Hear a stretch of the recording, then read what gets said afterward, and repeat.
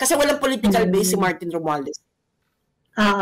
Baka nga ang mangyari sa 2028, baka ang mangyari sa 2028, Martin Romualdez president, Risa vice president. Baka ganyan ang ano niyan. Oo, talagang. Tingnan nyo, di ba walang, di ba? Huwag kayong a-attend ng January 31 rally. Yo! Yan na nga ho ba sinasabi natin, Senator Grace po. Bistado na ho kayo nitong si Ma'am Sas Rogando Saso. Dito sa video na to mga kababayan, tono pa lang ng boses nitong si Senator Grace po. Alam na ho natin na meron ho siyang tinatago. Ang problema ho kasi dito, Senator Grace po, nagtatakipan kayo. Nagsusumigaw ng mga ebidensya. Nandyan na, nasa publiko na. Gusto nyo ho ba ng isa? Papakitaan ko kayo mga kababayan.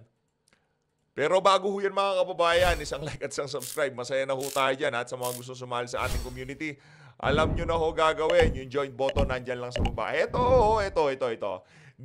Base ho dito sa post na to nitong si Congressman Isidro Ungab. This is the signed bicameral conference committee report received by the House Bill and Index Service Data, December 11, 2024. This is the evidence that there are 13 pages with 28 blank items. Are this report signed by the BICAM member, BICAM member, and ratified by the plenary. Maliwanag pa ho sa sikat ng araw, nagsusumigaw ho mga ebidensya. Kaya huwag niyong sabihin sa amin na walang blanco. Yung enrolled bill walang blanco. Pero yung BICAM report na pinirmahan ng BICAM member, meron hong blanco. Pero eto na ho mga kababayan, umpisa na ho natin itong ambush interview na to kay Senator Grace po. There are 6 stages from BICAM report na blanco and then enrolled bill with figures. Sinong gumawa? No, alam mo, pag sa enrolled bill, yun yung pinaka-importante dun sa BICAM. Teka lang, Brad, Huwag mo kami babanatan na... wait, no. Yung enroll bill, yun ang pinaka-importante. Ngayon, kung yung palang enroll bill ang pinaka-importante, edi dapat huwag na kayo mag-BICAM. Rektang enroll bill na lang kayo. Ba't pa kayo nag-uusap-usap at pipirmahan yung ginawa nyong report dyan sa BICAM kung meron din pala mas importante doon? Diba? Ang labo kasi, madam. Hindi ho tayo maalam dyan. Pero ginagamit lang ho natin yung sentido comum at pinakikinggan ho natin yung mga individual na kagaya nitong si Congressman Ungab, Atty. Vic Rodriguez, ayan si Atty. Jim Bondok. Diba? Ang dami na ho. Mga abogado ang nagsasabi na merong problema yung pinirmahan yung BICAM report. Ba't nyo ba pinagpipilitang? No, importante yung enrolled bill. Hindi yung madam ang pinag-uusapan natin dito. Kalimutan na ho natin lahat. Doon na lang ho tayo sa BICAM report. Again, mga kababayan, ang dami hong issue na pwede ho nating talakayin. Bakit ho natin talaga binababaran to? Kasi ito ho yung pinipilit nilang pagtakpan. At sa pangalawa ho nating video ngayong araw na to, yun ho ang ating tatalakayan. Yung ginagamit ho nilang diversionary issue para pagtakpan itong issue na to ng kawalangyaan ng mga miyembro ng BICAM na yan. Ito, tuloy. Wala namang blanco doon and all the totals have already been verified. And in fact, nung na-enroll yun, wala namang blanco. Sa tama naman talaga yung sinabi. Bakit hindi mo mabanggit-banggit yung BICAM report? Kayong dalawa ni Chis Escudero, hindi ho nila mabanggit-banggit yung BICAM report. Lagi ho nilang binibida enroll bill at GAA. Hindi yun ang pinag-uusapan natin. BICAM report, sa inyo na yan. Sige, kumpleto na yan. Kumpleto na yan kung kumpleto. Wala ho tayong pakialam dyan. Sa inyo na yun. Bibigay ko na sa inyo yun. Kumpleto na. GAA, enroll bill, kumpleto na yan. Problema, yung rinatipikahan ng mga congressman, yung talagang yung pagraratipika talaga namang anong tawag dito? Ura-urada ba? 'Di ba? Alas 6 pasado ng hapon, ng gabi, ipinadala yung soft copy sa mga mambabatas. Kaya wala na hong panahon, itong mga congressman na to, kagaya nitong si Congressman Isidro Ungab, na busisiin ang BICAM report na yan. Kumbaga, ibinigay nila ngayon, mamaya, iraratipikan na yan. Pagbobotohan na ng nay, ganon, dyan sa House of Representatives. Yung pasigaw-sigaw lang. Wala hong pirma-pirma, wala hong, kunyari, PH update. In favor or not in favor. Wala hong ganon. Palakasan lang ho ng sigaw. din ni Senator Cheese kahapon, which should really be a reference. In fact, also the President has seen, wala naman kaming mga blanco dun sa na-enroll bill na. O bakit ka tumatakbo, madam? Huwag nyo naman ho kaming takbuhan. Ha? Tinatanong ho kayo ng sambayan ng Pilipino. Huwag nyo kaming tatalikuran. Kayo ay parang mga anak namin. Ha? Sambayan ng Pilipino ang inyong mga magulang. Huwag nyo ho kaming tinatalikuran pagka kinakausap namin kayo, baka masampal namin kayo, ha? At saka huwag mo kami sasagutin ng paganyan-ganyan, Senator Grace po. Ha? Pagka ganitong budget pinag-uusapan, medyo mainit-init ang ulo ko, kaya ayus-ayusin yung sumagot, ha? Sumusobra na ho kasi. Ha? Para saan po ba tumakbo kayo ng pagka-senador?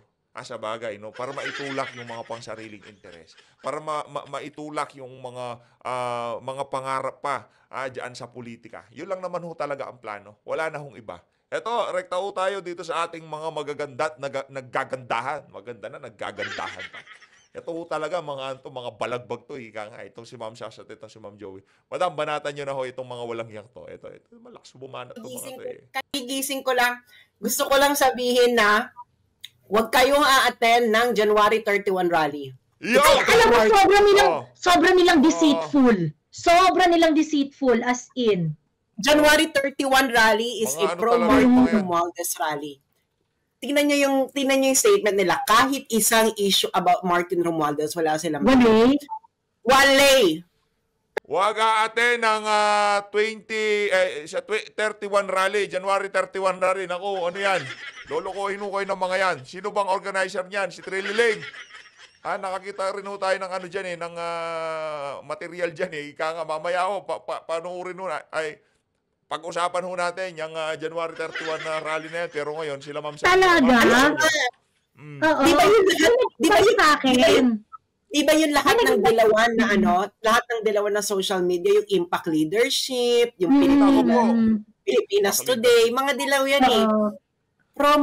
Literal na mga dilaw yan. Matagal ko na hong inaano yan, January pa lang last year, yung Pilipinas Today. Marami ho yan. Mga iba't ibang page. Merong Ilocano Today, merong Bisaya Today. Isa lang ho ang nagmamanage sa mga page na yan. Noong una, binabanatan ho ng mga yan. Walang humpay. Confidential pa ni VP Sara, dati Pangulong Rodrigo Duterte. Past administration, binabanatan ng mga page na yan. Kaya tambalus-lusulat yung mga page niyan. Sila ho nagmamando niyan. Sila tumitimon dyan.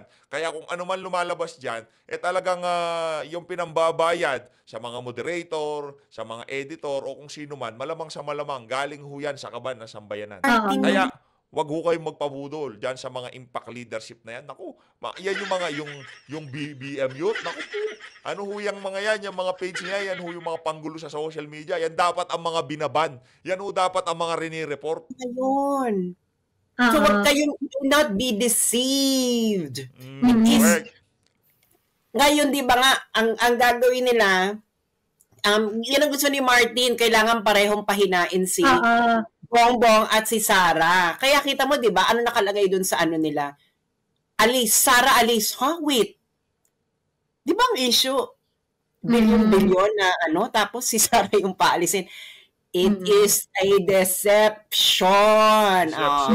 Huwag kayo nga atin, sabihin nyo dyan, yan ay pro-Martin Romualdez na rally. Galit kayo sa sa BICAM, nandiyan ang kasama niyong akbayan. Chinek ko ang journal ng botohan ng BICAM report sa Congress. Kasi diba pag bobotohan yun sa Congress, yung final report. Dahil walang umalma. Walang umalma sa kanila. Tapos nandyan siya sa rally, yung akbayan. Nasaan sila Congress ha? Huwag kayong maniniwala dyan. Do not be deceived. January 30, that is already the political base of Martin Romualdez. Kasi walang political base si Martin Romualdez. Baka nga ang mangyari sa 2028, baka nga mangyari sa 2028, Martin Romualdez president, Risa vice president. Baka ganyan ang ano yan. Oo, talagang. Etong si Ma'am Shas, talagang yung pagtanaw niya sa hinaharap ng politika sa ating bansa, ibang-iba ho di ba? Ganyan ho.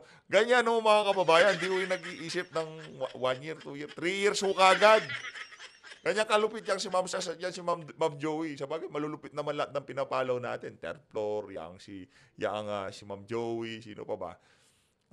Si Kap, magaling yan.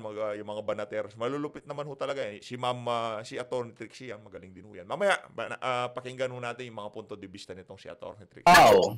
Tingnan nyo, di ba walang, di ba? Di ba, mga Bex?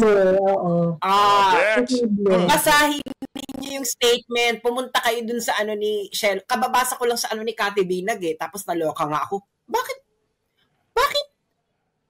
Martin, Marcos budget pahirap, tapos Sara alis? Bakit Naku po, bakit gano'n? Bakit Marcos budget pahirap? Ang nag-promotor naman sa kabalbalan na yan, galing sa House of Representatives. Sabagay, hindi naman sila ho yan. Silang lahat yan, wag ko kayo magpala. Dalawa lang yung tinutugis ninyo. Tapos binasa ko yung long statement. Tapos may event pa si Trillanes on the same day, same venue. Wala yan. Di ba? Nakita ninyo, basahin nyo, hanapin mo yung pangalan dyan ni Martin Romualdez. Wala. Kasi yan na ang base ni Martin Romualdez. Kailangan niya ng political base. Ipag-isip-isip. Sa ni Shelo? Sa page ni Shelo Magno? Tingnan mo si Cathy Binay, ni-repost niya yung ni asan ba yun? Tinitingnan ko din check ko natin. Yung kay... Ay, naku, i-post na yan. Mag-warning na. Naku, yung si Ma'am Cathy B, napakabait ho niyan. Sa totoo lang. Bait? Mabait ho. Mabait yung ali na yan. Huwag kayo, i-warning nyo na yan sa lahat. Huwag kayo, dahil pro Martin Romualdez yan. Sige pa, be. Ang obvious na, ang obvious. Obvious! Sige, be. Sige pa, be. Saan na? Sige pa, be. Ito yun. Ito, Marcos Duterte. Mamaya ito. Sige pa, madam. Yan. Tinan mo, basahin mo yung yan. Basahin mo. Tinan mo, hanapin mo yung Marcos Duterte managot, Marcos budget pahirap, Sara alis dyan. Bonus ng Pilipino Konsyerto ng Bayan, Clergy and Citizens for Good Governance. Ay, pare. Kay ho talaga to, kay tambalus-lus ho itong mga kababayan. Talagang huwag kayo matitimuta. Seymour. Tignan mo, hanapin mo dyan si Martin Romualdez. Clergy and Citizen for Good Governance, 31 January 2025. The Clergy and Citizen for Good Governance rejects corruption in all forms. We demand accountability from the Marcos, Dutertes, and our Congress. Congress na dapat accountability from the President, the Vice President, and our... Dapat gano'n. Correct. Dapat ganun nga yung sinabi nito. Dapat binanggit din niya si Marcos, si Tambaluslos at itong ang tawag dito kay Chis Escudero. Dapat lahatin natin yung mga leader. Yung mga underlings lang, utusan lang naman nila yan Di ba? We reject the 2025 national budget because it promotes the interest of politicians and betrays the welfare of the Filipino. It was designed to weaken our institution, promote patronage politics, and reinforce the unjust status quo. It defunded PhilHealth to force Filipinos to beg for financial medical assistance from politicians. It slashed the budgets of the 4Ps project in favor of Ayuda politics. It undermined education by reducing the budget for hiring and training of teachers and the computerization program. In the process, it violated the Philippine Constitution that mandates the primacy of education in favor of pork barrel under the guise of Critic Public Works Project. The budget for public transportation was reduced and the AFP modernization program was deprioritized. Priority infrastructure projects were defunded. Okay, blah, blah, blah, blah. To this end, we demand the following. We call on the Supreme Court to rule on the constitutionality of the General Appropriations Act of 2025. We call for Congress to repeal the General Appropriations Act. We call on Congress to enact anti-political dynasty. We call for genuine transparency. We call on the release of the names of the supposed beneficiaries. Our stand includes call to adjust the corrupt practices. We call on Congress to exercise to rid of government inept and corrupt politicians like Sara Duterte by impeaching her. Oh, so it's impeach Sara. Narali. Kunwari lang. We demand Secretary Teodoro to disclose the result of the military's investigation of 2 military aides who ended up in possession of the 100 25 million confidential fund of the Vice President Duterte. Oh, bakit yung call to action para kay Sara? Exactly. Kasi yung karamihan diyan, meron halimbawa, kasi tine-check ko nga yung mga funders ng yung mga nilista diyan. Yung kaya natin to, P8, yung kaya natin to. That is a recipient of USAID and National Endowment for Democracy. Ang dami ko pa nakita dyan na recipient ng USAID. Huwag kayo dyan. Kasi ang gagawin yan, alam nilang kaunti sila. Sinakyan nila tong issue dahil ito ay across political lines. Ngayon, papupunta kayo dyan, pero ang isisigaw, impeach Sara para magmukha sa picture. Madami. Ganyan ang ugali ng mga yan. Yun, mga kababayan, yan ang kaibahan ng ginawang rally ng mga kababayan nating INC at yung pangluloko na yan, itong sila Shell Magno. Yung sa INC, hindi pa nag-uumpisa, pwede kayong dumalo, pero dito lang tayo sa issue na to. Hindi yung babagsakan talaga, impeachment eh. Tapos paninira sa administrasyon. Para sinong bumango? Sino? Si Tambaluslos, ganon? Ito sigurado kung sinabi noong Tambiolo na noong nasa gabinete itong si Attorney Vic, pagka umalis si Vic diyan, kalahati ng problema mawawala. Dito sigurado tayo. Pagka nawala si Tambaluslos, sa bagay amo niya ho yun, no?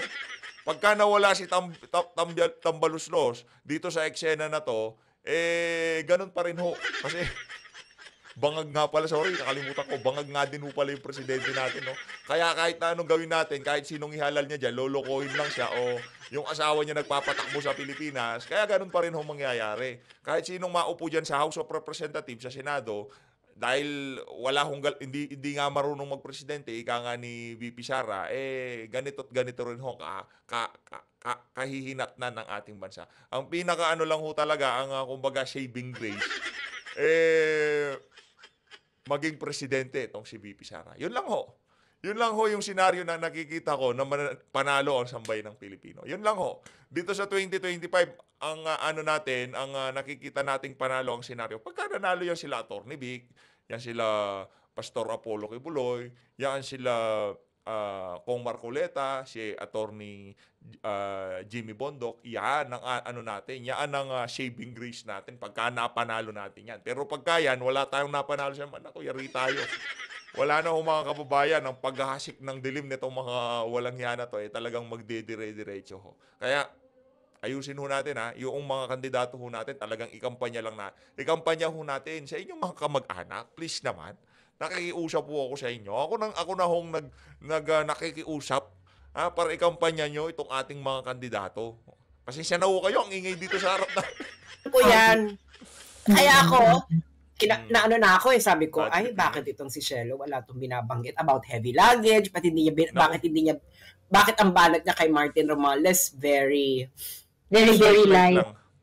Light lang. Diba? Wala yan. Heavy. Yan, na kayo, do not be deceived. Kasi bakit wala kang Martin Romualdez na nabanggit? Siya ang nasa behind yan. Ba't hindi mo mabanggit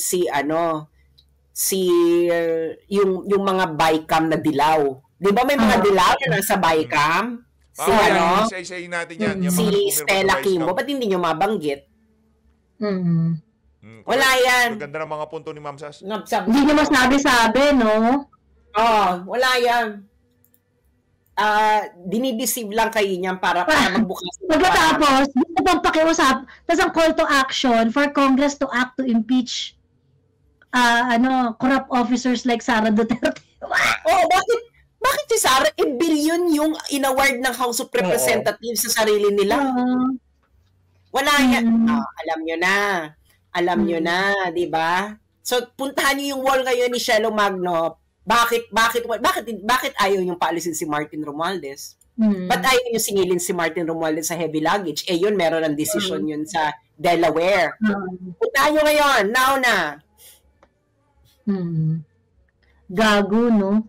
Ginagago tayo. Alam mo, ito yung sakit ng dilawan eh. Ang galing nilang mga ang galing mang gago. Ang galing mang gamit din. Kakalok yung politika natin. Naku, hindi na, ano na yan, tagal na yan. Ano pa, anti-Duterte rally to, hiding as as a budget rally. Oo. Para magmukha silang madami. Kasi, pampadami yung anti-budget. Nag-guess yun na. Hindi naman yan anti-budget ng umpisa eh. Kasi di ba ginawa yan para tapatan yung INC? Kaya nga may mga pare eh. Hindi nila matanggap ng mga pare na yung mga INC kaya maghatak ng followers sila na ganun kadami. Eh yung mga pare, yung mga Katoliko, wala. Hindi mo talaga maglaro yung mga dilaw. Kasi Bongbong Marcos, dilaw man niya. Kaya ginamit niya si Sara. Parang inuto niya lang si Sara din para dumami yung supporters niya. Ulul.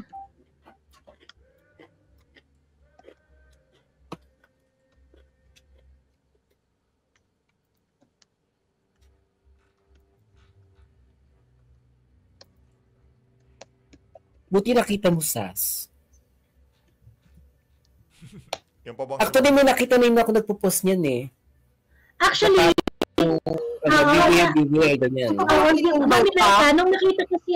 nakita ko na si Trillanes calling for anti-impeachment ng 31 pagkatapos same venue, doon ako turn off na parang ano ba na to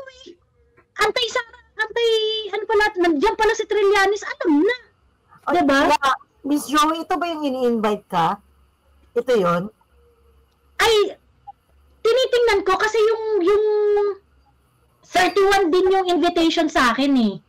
31 yung invitation. Pero dito, ang call nila is the General Appropriations Act stands as the most corrupt budget in the history of our nation. We vehemently condemn the brazen complicity of President Ferdinand Marcos, Speaker Martin Romualdez, and former House Appropriations Committee Saldico. So dito pinangalanan nila ng bonggang-bongga yung tatlo. Sino nagbigay sa'yo ng invitation? Ha? Sino nagbigay sa'yo ng invitation? Sabihin ko sa'yo sa... Ngayon na? Hindi ko rin kilala eh. Ngayon na? Actually, hindi ko kilala yung name niya. Hindi sikat. Baka alam ko. Bigyan mo sa akin. Wait.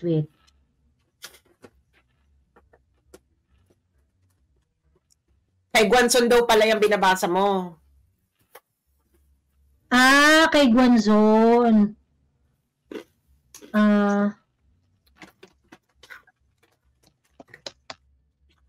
Ayan.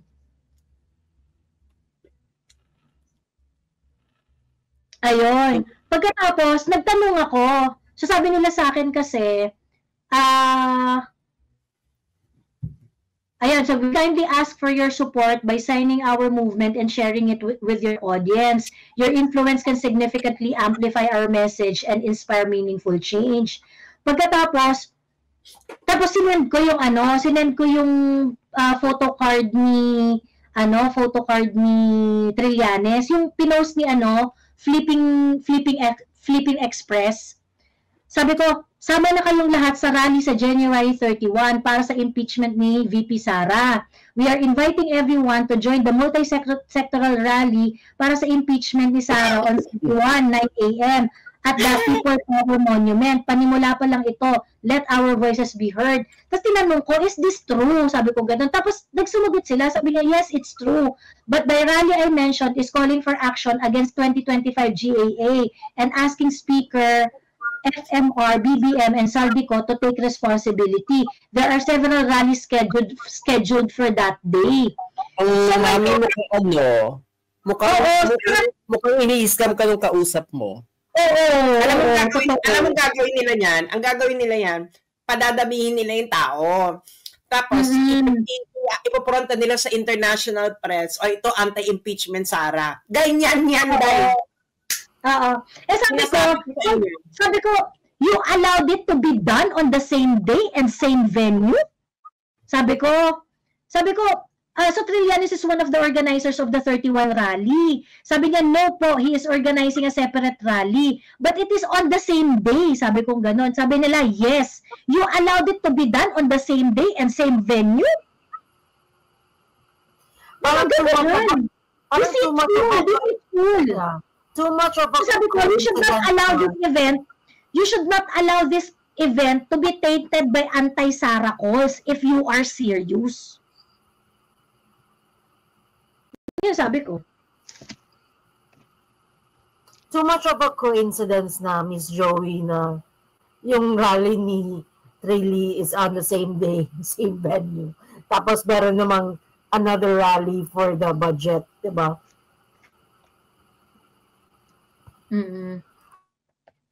Ay, sa kasing venue. So, ano yan? Gagamitin lang yung mahihikayat yung gagamitin na ano. Yun nga yung sabi ko kay Miss Joey kanina, Miss Laite. Hindi sa atin yan. Oo. Scam yan, scam. Hindi scam ka, Mami Joey. Oo. Ayun. This nga, sinend ko nga yung sabi ko, you allowed it to happen on the same day, tas nandun si Trillanes, same venue. Anong final na sagot nila sa'yo, Miss Joey? Sabi nila meron daw rally before 31. Mag-organize din daw sila ng rally, separate rally before 31. So, papaalisin nila kayo? Pero ang tagal niya nag-reply na after. Ang tagal na nag-reply sa akin after. Pero kasi sinabi ko nga, you should not allow this event to be tainted with anti-Sara calls if you're serious. Sabi ko gano'n. So, don't worry, ma'am, we'll hold a rally before January 31, separating from those involved with anti-Sara. 31 yung nakalagay doon sa invitation nyo eh. Wala yan. Kaya ang ginawa nila yan, binubudol kayo. Ang gagawin nila, para ramihin nila yung tao dyan kasi gusto nilang tapatan yung INC rally. Ngayon, ang gagawin nila, pag dumami na yung tao dyan, pipicturean nila, tapos ipapadala nila sa press, ito yung kadaming taong gustong tanggalin si Sara. Hindi na kayo natuto. Ginawa na nila yan before. Naalala nyo yun? May mga ganun silang ginawa. I-research nyo yun nung panahon ni Duterte. Sabi nila anti-Duterte rally, tas yung rally pala Duterte. Nako. Gagaling talaga ang mga NPA magsilta, well-trained yan sila. Hindi yan sila NPA, ibang grupo yan. Akbayan Basta involved yung Pilipinas Today. Kung yan isinusunod ng Pilipinas Today or Pilipinas Today kung anong lugar o Pilipinas Today kung ano man. Kay Martin yan. Involved si Martin yan. Kaya kanina Mamilayka, nung bago ka yata umakyat no, nakwento ko na kasi yon. Sabi ko, alam mo, ini-invite ako nung tapos nung malaman ko, ang tawag dito, andun rin si Trillanes. Sabi ko, for that reason, hindi ko tayo pupuntahan na, doon si Trillanes eh. Di ba, I'm rallying behind Trillanes? Ew. Wag na, oy. Wala yan. Hindi, kita mo, di ba? Puro ang nila, panagutin ang corruption ni Sara Duterte at ni Duterte saka ni Digong. Yun ang nakalagay sa kanilang call. Parang, wait. Di ba inawardan lang nila ng bilyon-bilyon yung mga sarili nila?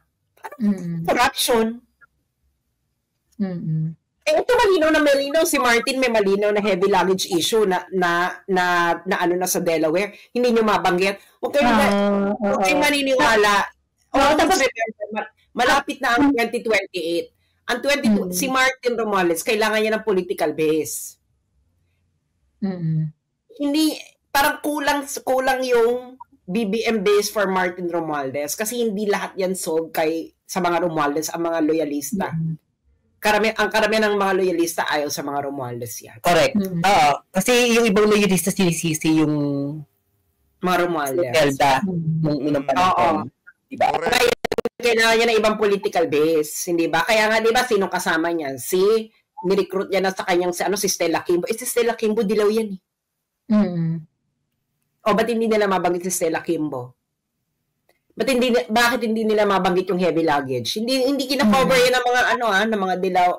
Can you imagine ilang beses na natin itong inaano? Wala yan. Hindi mo mabanggit si Martin Romualdez. Siya ang ano yung ganun ka-naive na hindi mo alam na si Martin Romualdez ang isa sa mga prime mover ng corruption sa BBM administration? Kung hindi mo alam, bakit ka makikijoin dyan? Yo! Ayan. Ito, dapat tanong din natin yan kay Senator Senator Grace po Madam, din ba alam yon? Ang prime mover ng corruption dito sa administrasyon na to walang iba yung kasama nyo dyan sa Bycam, Tambaluslos. Tapos pinagtatanggol mo pa. Mahiya naman ho kayo. Baka yan si Grace po makita natin dyan sa rally ni Trililing. Wala yan. Ibas natin yung It's not really an anti-budget call. It's not really an anti-budget. The call to action is to impeach Inday. Yes. Oo. Yun ang call to action nila. It's an impeachment. It's an impeach Inday rally. Hiding behind the national budget issue. Ang ginawa lang nila, alam nila hindi nila kaya mapantayan yung INC rally. So ngayon, humanap sila ng ibang issues na pwedeng may mga taong makijoin. Kasi nga, ganyan ang pag-organize mo ng rally. Ang gagawin mo, papadamihin mo yung issue. Kunwari. Correct. Tapos biglang magugulat ka nila, ay, bakit ibagsak ang gobyerno na? Ganon yun mga bets ang mag-organize ng rally. Diyos ko, dahil lumaki ako sa Menjola, no? Alam ko, iba nga may mga dating radiyista na parang, hala, ang pinunta ko ito is ganto-ganto, bakit ganto na yung sinisigaw, pinapagawa sa amin? Yes. Ngayon, wala ka na magagawa kasi napicturean na nila, mapapadala na nila sa international media, papalabasin nila, ito ganito karami ang gusto pa-impeach kay Inday. May magagawa ka pa ba? Huwag maging tanga. Kaya nga yan mga kababayan pagka sa 31, pag nakita ng ating mga kababayan, ayan, konti lang pala. Nag-anunsyo na tong si Cielo Magno, itong si Trililing, ang mga Dilawan, ang mga Pinklawan, itong mga tauhan ni Tambaluslos. Nag-ano na lahat, pati yung administrasyon, yung impact leadership, yung mga page nito si Tambaluslos. No? Tapos kung pumunta ho dyan, mga mga nasa 80 katao, wala na ho. Tapos na ho talaga yung impeachment na yan.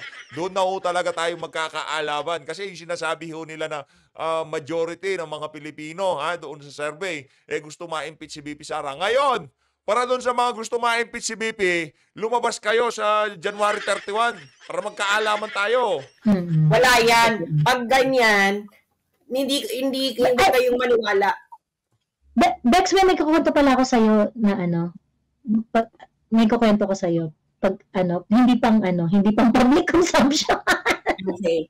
Pero yan yung nila. Kasi binasa ko yung bakit walang, yun una ko napansin bakit walang Martin Romualdez sa statement ni Cielo? Alam ng lahat siya ang kingpin. Kabayad ka, Cielo? Tao ka ni Martin? Looks like it. Actually, meron ng mga nanonood sa atin before SAS sa live na kino-question din si Cielo why he's not hard on Martin. Nako. Alam. Marami kami naka-observe. At sigurado ho tayo mga kababayan, yan si Tambaluslos, hindi naman nung magbibigay ng 50 mil? 200,000? 500,000? Hindi ho niya bibigyan. Kung sakaling bibigyan niya man itong si Cielo Magno, hindi ho yan bababa ng mga 5 milyon. Kung sakali hindi ko sinasabing binigyan. Oo. Si Martin ang may may heavy luggage issue Siya ang may established as fact sa korte pa ng Amerika, Cielo. At ginawa niya pagkaupo niya bilang House Speaker. Tapos dead back up. Something. Ay naku, girl. Alam mo, girl, hindi mo ako mababakla. Bakit mo labit ka naman si Ako civil ako Civil ako. Pero huwag mo akong baklain. Kakaloka? Diba? Malapit na mga Magno si Tambi. O yung mga may apelyidong Magno dyan, dapat tumapit na kay Tambi. Diba? Why is she not hard on Martin? Bakit biglang, after all this budget issue, biglang Sara alis? Diba? Ano kinalaman ng budget kay Sara?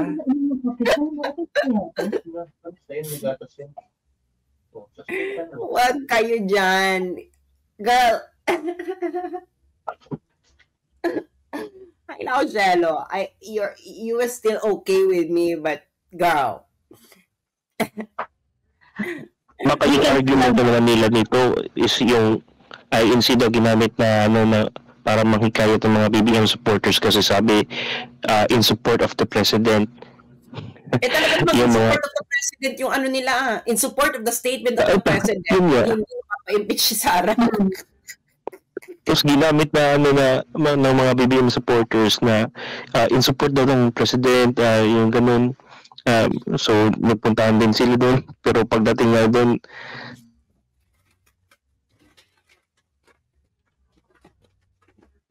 nawala siya. Nagsialisan sila kasi against daw kay baka yun yung gagamitin nilang argument. Si Heidi Mendoza din daw is not hard enough on Martinia. Every time na may issue siya sa corruption, laging Sara yung niya. Hindi nila nababanggit si Martin Romualdez, no? Hindi. Miss Joey, di ba Baka galing kay Martin ang funds. Di ba may content, Miss Joey? Ang rally. May content before na yung kumakain sila ng junk food, dalawa ni Shelo Magno.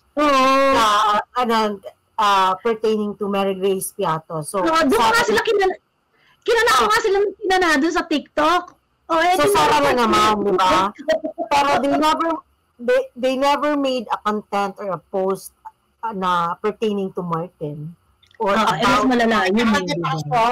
Sinasabi lang ni Shelo, Martin, asa na yung listahan ng mga ng mga receivers ng AKAP? Bakit ganoon? Bakit patanong? Bakit hindi mo sabihin nilakaw mo na naman, Martin? Bakit hindi kasing heavy nung yung mga korupsyon sa confidential fund, di ba? Yung mga gano'n. Yan. Dapat tanggalin si Martin as House Speaker. Walang gano'n, di ba? Bakit? Shelo! Nakita ko yung listahan. Yung iba dito, recipient ng USA. Kaya kayo. Ito, dilaw na dilaw. Akbayan, bumoto kayo dun sa sa BICAM report.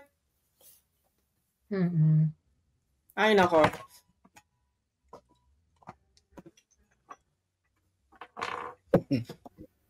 Yan?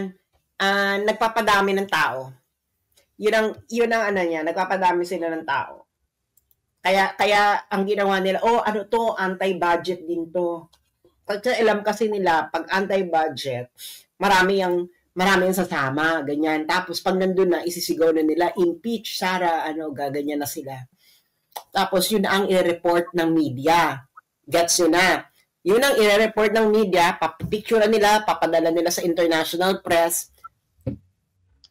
Tapos yun ang sabi nila, kita mo, ang daming gusto magpa-impeach kay Sara. Ganon! Naku, tigilan nyo ako mga gabi! Diyos ko, Lord! Lumaki ako ng Menjola, alam ko na ang mga eklabo ng mga civil society organization. Dahil.